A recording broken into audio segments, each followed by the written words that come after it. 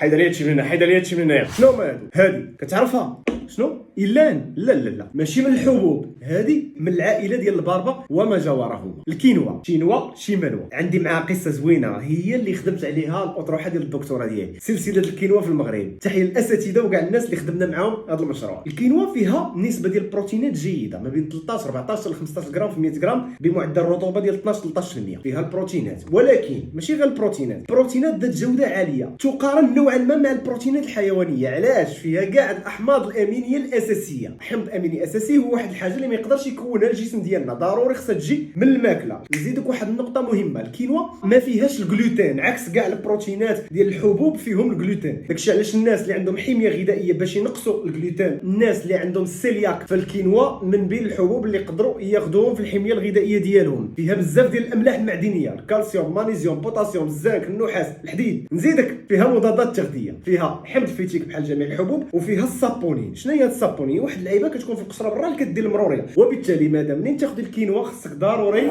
تعملي اللعيبه، ضروري تشللها باش تحيدي السابونين. غيولي لك واحد الكشكوشه. هاد الكشكوشه شنو كتعني؟ كتعني السابونين. كيفاش نستعمل هاد الكينوا؟ الكينوا غنستعملها مسلوقه، كنشد كاس ديال الكينوا، 2 كيسان ديال الماء. تقدر دير دقيق الكينوا، حيت شي الكينوا فيها الكحلين والبيضين والحمرين. البيضين ديالي والحمرين والكحلين حتى هما ديالي. بارطاجي لي هاد المعلومه مع صحابك واكي عاون.